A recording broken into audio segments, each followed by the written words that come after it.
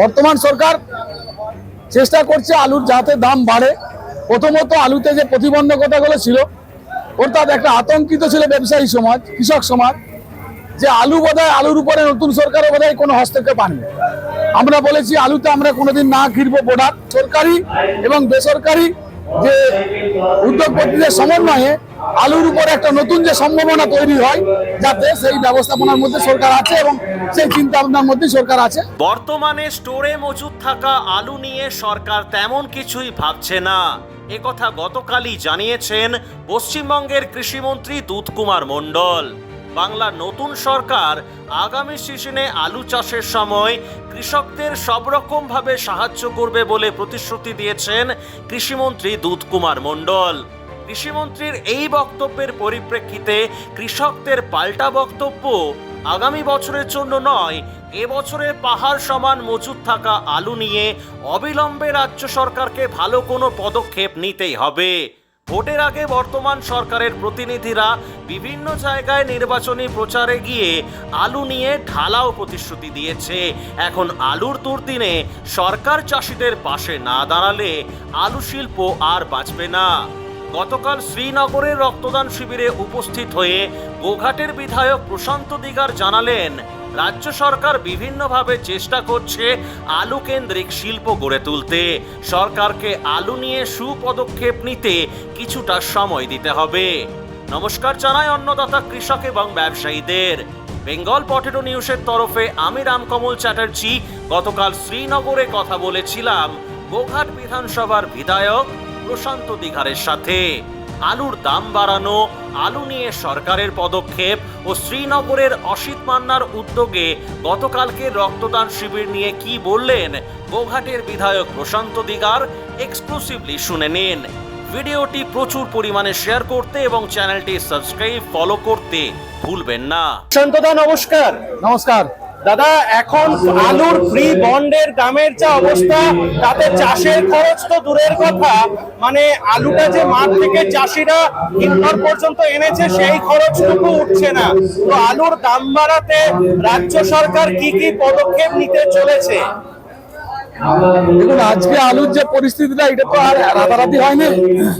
দীর্ঘ সময় ধরে বিগত সরকার ঠিক 2012-13 সাল থেকে আলুর উপরে হস্তক্ষেপ প্রথম শুরু করে। তার ফলস্বরূপ আজকে 2026-এ এসে চাষি এবং ব্যবসায়ী সমাজ হাড়ে হাড়ে তার টের পাচ্ছে যে বিগত সরকার এই আলুর উপরে কি ক্ষয়ক্ষতি করে গেছে, আলুকে নিয়ে কিভাবে ছেলে খেলা করেছে। তো আজকে বর্তমান সরকার চেষ্টা করছে আলুর যাতে দাম বাড়ে।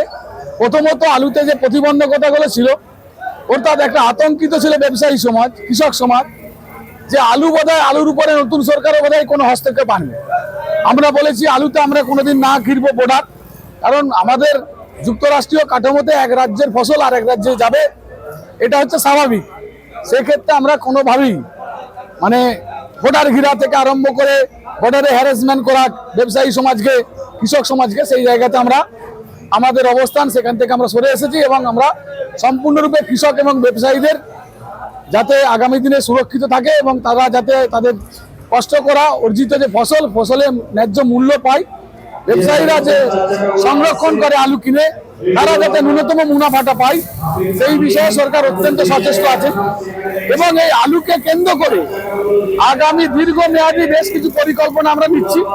যেমন বিভিন্ন বেসরকারি উদ্যোগপতিদের সাথে কথাবার্তা চলছে সরকার, যে আলু হয়তো রাতারাতি আমরা বিরাট কিছু সুফল দিতে পারবো না, কিন্তু অদূর ভবিষ্যতে এই আলুর উপরে যারা নির্ভরশীল, অর্থাৎ আলু চাষি এবং আলু ব্যবসায়ী, যাতে একটা ভালো দিশা পায় এবং সরকারি ব্যবস্থাপনা, অর্থাৎ সরকারি এবং বেসরকারি যে উদ্যোগপতিদের সমন্বয়ে আলুর উপরে একটা নতুন যে সম্ভাবনা তৈরি হয়, যাতে সেই ব্যবস্থাপনার মধ্যে সরকার আছে এবং সেই চিন্তা ভাবনার মধ্যে সরকার আছে, বা সেটা দিয়ে খুব গুরুত্ব সহকারে সরকার বিবেচনা করছে। আর আপনার যে এরিয়া, মানে গোঘাট বিধানসভা অন্তর্গত বিভিন্ন এলাকাতে ইতিমধ্যেই সারের কালোবাজারি কিন্তু চলছে। এটা বন্ধ করার জন্য চাষিদেরকে কতটা এগিয়ে আসতে হবে? এই বিষয়ে দেখুন, চাষিদেরকে এগিয়ে আসতে অবশ্যই, সেই সঙ্গে সঙ্গে মেনলি হচ্ছে এটা আমাদের সরকারিভাবেও আমরা এই এগ্রিকালচার ডিপার্টমেন্টের পক্ষ থেকে প্রত্যেকটি ডিস্ট্রিক্ট লেভেল এবং সাব ডিভিশন লেভেলে আমরা বসেছি। অলরেডি আমার হুগলিতে সাব ডিভিশন এবং ডিস্ট্রিক্টে আমরা সারের ডিস্ট্রিবিউটার এবং ডিলারদেরকে নিয়ে এই বিষয়ে বসেছি। কি তাদের সমস্যা হচ্ছে, কেন তারা এমআরপি রেটে মাল দিতে পারছে না, বা গভর্নমেন্টের কি করণীয় আছে এই বিষয়ে এই আলাপ আলোচনা বা এই পরিবেশ আমরা তৈরি করেছি। অলরেডি আমাদের আরামবাগ সাব ডিভিশন অফিস এবং চুচুড়া ডিএম অফিসে আমরা দুটো বৈঠক করেছি। আমরা আশাবাদী আগামী কৃষি কাজ যেটা আমাদের রবি ফসল যেটা আলু চাষের আগে এই বিষয়ে আমরা একটা ভালো সিদ্ধান্ত নিতে পারবো এবং কৃষক সমাজকে একটা ভালো দিশা দিতে পারবো। আজকে এই যে এসেছেন শ্রীনগরে, এখানে আপনি একসময় আলু ব্যবসা করতেন, আপনি এই শ্রীনগর আলু ব্যবসায়ী সমিতির সদস্য। এনারা বহু বছর ধরে এই কোল্ড স্টোরেজের যিনি মালিক রয়েছেন নসিদ মান্না মহাশয় এবং স্থানীয় আপনাদের যে সমিতি, এনাদের উদ্যোগে আজকে যে রক্তদান শিবির, মানে একটা বিশাল রক্তদান শিবির রেকর্ড করতে চলেছে, প্রায় 1500 লোক রক্ত দিচ্ছে, এটা নিয়ে কি বলবেন? দেখুন, এই কোল্ড স্টোরে দীর্ঘ সময় ধরে এই রক্তদান শিবির হয়, আর অন্যান্য বছর 1000 জনের রক্তদান শিবির হয়। এই বছরে আরো মেগা, কারণ এই বছরে পরিবেশ পরিস্থিতি সব একদম কি বলবো অনুকূল আছে, অর্থাৎ মানুষের একটা আবেগও আছে। আর আমাদের অসিদ্ধা যিনি মাসুবোলা কোল্ড স্টোরের ওনার একটা অত্যন্ত আন্তরিকতার জায়গা আছে, যেটাতে উনি শুধু এই রক্তদান শিবির করেই ক্ষান্ত থাকেননি, বিভিন্ন সময় সমাজের বিভিন্ন লোককে বিভিন্নভাবে উনি পাশে দাঁড়ান। যে কোনো পরিস্থিতিতে ওনার দ্বারস্থ হলে উনি কিন্তু তার পাশে দাঁড়ান, এটা হচ্ছে ওনার সব থেকে বড় একটা বৈশিষ্ট্য। সর্বোপরি উনি মানুষের কাজ করেন, মানুষের চিন্তা করেন। একজন ব্যবসায়ী হিসেবে আমরা জানি যে আমাদের একজন বিশিষ্ট ভারতবর্ষে ব্যবসায়ী ছিলেন, শিল্পপতি ছিলেন মাননীয় রতন টাটাজি। ওনাকে দেখে অনেকের অনুপ্রেরণা জোগাতো, যে উনি একজন অনুপ্রেরণা হিসেবে আজকের ভারতবর্ষে বিভিন্ন উদ্যোগপতি তথা যারা এই ব্যবসায়ী সমাজ, তারা ওনার যে আদর্শ সেটাকে অনেকেই আগিয়ে নিয়ে যাওয়ার চেষ্টা করেন। তার মধ্যে উনি যে সেবার মানসিকতা নিয়ে চলতেন, ব্যবসায়ী তো বহু আছে ভারতবর্ষে, শিল্পপতি বহু আছে, ঠিক সেই রকম প্রচুর কোল্ড স্টোর মালিক আছে, বহু বড় বড় কোল্ড স্টোর মালিক আছে, অনেকে অনেক বেশি পয়সা আছে এনার থেকে, কিন্তু ইনি যে মন মানসিকতা নিয়ে এবং সর্বোপরি উনি যেভাবে মানুষের জন্য চিন্তা ভাবনা করেন, এটা অত্যন্ত সাধুবাদ।